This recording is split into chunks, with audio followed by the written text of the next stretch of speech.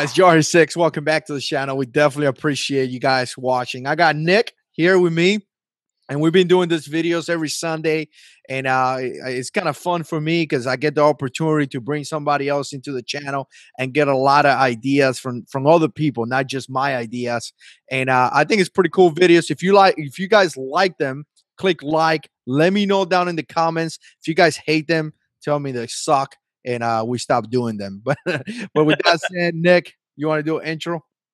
Sure. Hey, what's going on, guys? Nick from Practically Tactical here. Have a YouTube channel as well as the show that is the main feature attraction of my channel is also podcasted on the Firearms Radio Network. So you can listen to us on iTunes, Stitcher, all that good stuff, or you can visit practacpodcast.com.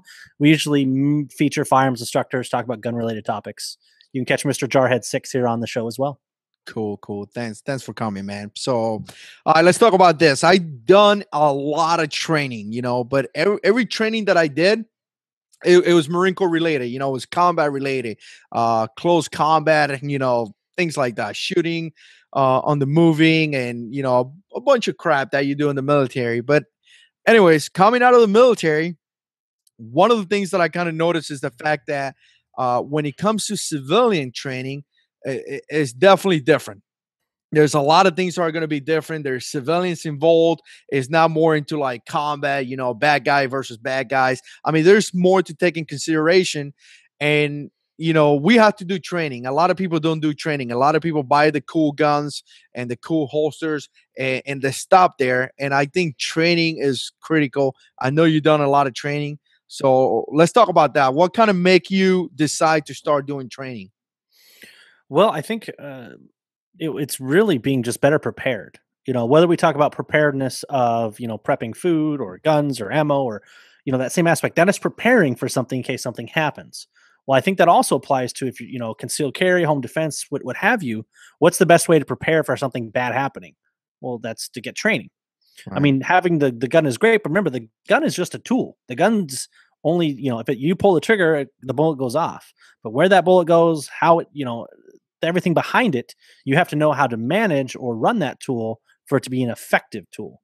Right. So really pushing myself to get training. It can be expensive of traveling and all this stuff, but at the end of the day, I'm far better off in some sort of home defense concealed carry scenario because I've trained.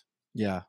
And it makes sense. And I would definitely recommend you guys to go and check out Nick. I'm going to put his channel information down below because he does bring a lot of firearm instructors. Guys are actually professionals and guys that have a lot of information. And one of the things that I got out of a lot of your shows, just watching your shows, is pretty much all the state laws and regulations. A lot of guys think that they could just do whatever you want, the whole, somebody goes inside my house, I kill him, and that's it. And I think as a firearm owner, you are responsible to know your local or state laws.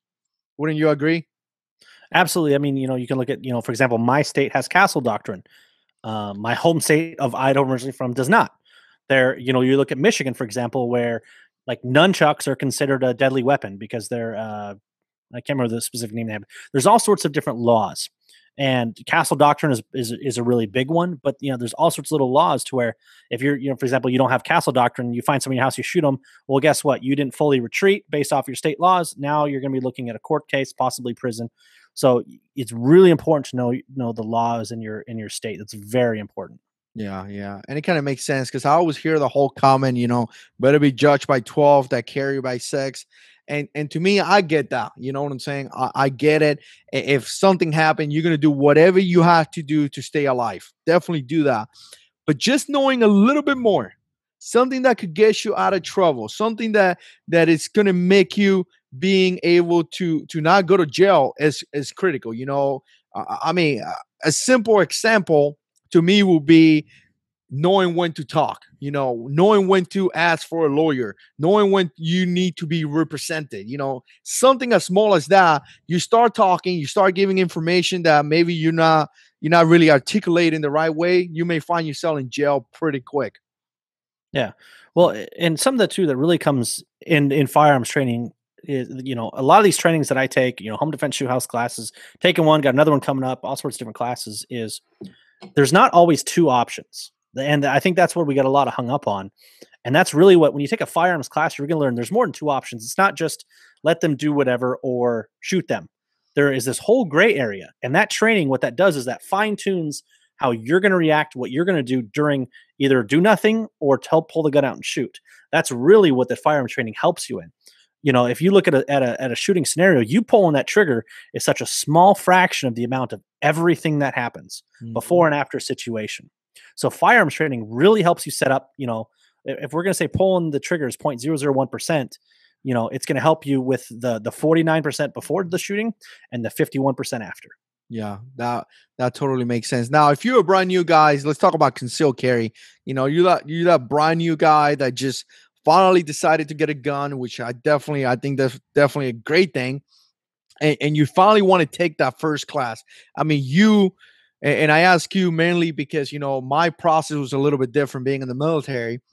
I pretty much follow the military training, but as a civilian, a guy that for the first time make the decision to carry a gun to defend himself and defend his family, where you start?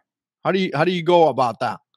That's a great question, because I mean, a lot of times, just like me when I started looking on YouTube, started looking on forums, all that good stuff, and that's a good start point. You can learn a lot of information off of YouTube, hands down. You can. There's a lot of great shows, a lot of great discussions, lots of great videos.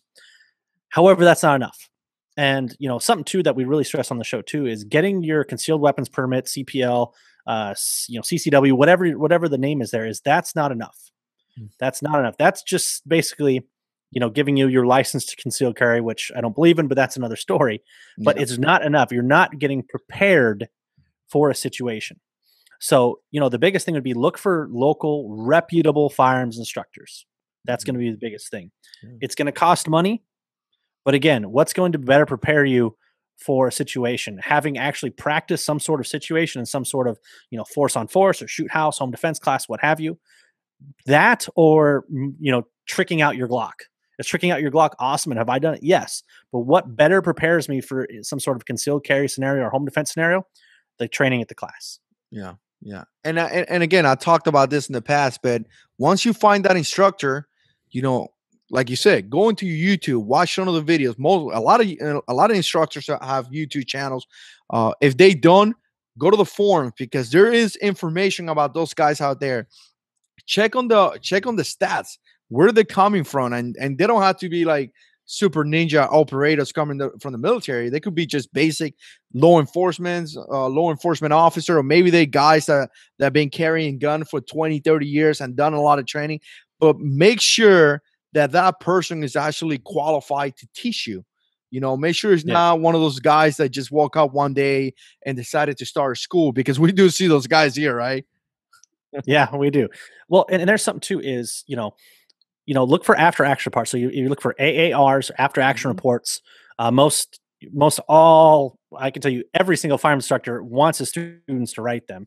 And if you take a class, write one, because that helps people that were in your situation trying to find a firearms instructor. Yeah. But something too would be is, don't hold out for the Chris Costas to come through your area to take a class. There's nothing wrong with finding a local NRA certified pistol instructor that's good, that teaches those fundamentals. Get those fundamentals down. I can tell you, as something of that I went through the classes, that if I could do it different, I would focus on the fundamentals first, way harder than worrying about weapons manipulations and transitions and all that good stuff. Yeah. Get that sight alignment, sight picture, get that trigger pull, get that down first, and then you're going to be faster, and then you're going to be better. Yeah. But you work your way up. There's nothing wrong with starting with a local guy that's good, that's reputable. And then when you can't afford it, when you get those fundamentals down, then you can go to the Chris Costa classes and be squared away and really learn in those classes. Yeah. I like that you made that point, because I think that's a big mistake that a lot of people do. Start crawling, then start walking, and finally start running. Don't go straight to run, because you're going to miss everything. I mean, the fundamentals are critical. I mean, knowing how to pull that trigger is going to get you in target. You can't go and start shooting steel if you don't even know how to pull the trigger and aim through your sights. I mean, and believe it or not, people go straight to those classes. I mean, it blows my mind. Well, and here's the thing too: is it not if a person that does not have those fundamentals down walks into a Chris Costa class, for example, you're going to cover less content. So whether it's you or there's someone else in the class that does not have those fundamentals down, you're not going to cover as much as you would in that class because the class has to slow down for the one person or the two Yeah. people, whatever. So if everyone shows up there, you're going to learn more. You're going to cover more advanced stuff than if you show up and you don't know the fundamentals. Cool, cool. Now tell me some of the tips that you have learned from just going and doing some training. I mean, for example, me personally, I see a lot of guys that do training and typically they're using the full size gun. Let's say that for example. I'm gonna go and use my full Glock 17 with the TLR 1, but this is not the gun that I conceal carry. And to me, that kind of takes away from the training. Use what you use. Dress like you dress. I mean, if you wear basketball shorts, wear basketball shorts. I mean, don't show up there looking like a ninja, and that's not how you care. That's not how you dress. That's not how you carry, because you're taking away from the training. You should train like you fight. So Yep. if you're a guy that wear cargo shorts and tennis shoes or something, and inside the waistband, that's how you should train. I mean, No, can you talk about that's some things like that? No, you hit it right on the nail on the head, and that's something that all my classes, even the shoot house classes, I carry. I mean, it's right here, Glock 17. I actually carry a full size gun. That's what I do. Mhm. But yeah, you will see a lot of people that carry a Glock 26, for example, but when they show up to the class, they'll switch to a Glock 17. Well, no, you want to use what you carry. Use the gear. Don't A lot of people will switch to an outside the waistband for the classes because it's easier. I get that, but you carry an inside the waistband. It's a completely different draw process. Yep. So if you really want to get all, if you want to get you paid a lot of money to go to class. If you want to get all your money out of it, show up as how you carry a gun every single day. Because then you're gonna guess what? You're gonna learn about your gear. You're gonna learn about how you perform with that gear. You're gonna learn about how you draw from that gear. It's gonna be a far better learning experience with running the gear that you carry every day. Yeah, and plus you're trying to create that muscle memory. That's what you're trying to Yep. create. You're trying to do things without even thinking about it. Like you trying to, if somebody pushes you, somebody attacks you, or somebody does something to you that requires for you to use deadly force, you trying to do that without even thinking. I mean, it's just muscle memory. And if you're not training the way you fight, you're not creating that muscle memory to me. No, you got it 100% right. All right. So if you're a brand new guys, let's close this up. If you're a brand new guy and you're looking to do training, how important you think it is to do training? Is it important enough for you to sell your guns and go and pay for Uh, classes? I'm selling guns to take classes, hands down. The biggest thing is, the first my first home defense shoot house class I took with MDFI, trainmdfi.com if you're in the Midwest, was just mind blowing. Just there's so many things you didn't think about, and the little force on force stuff that we did in the class.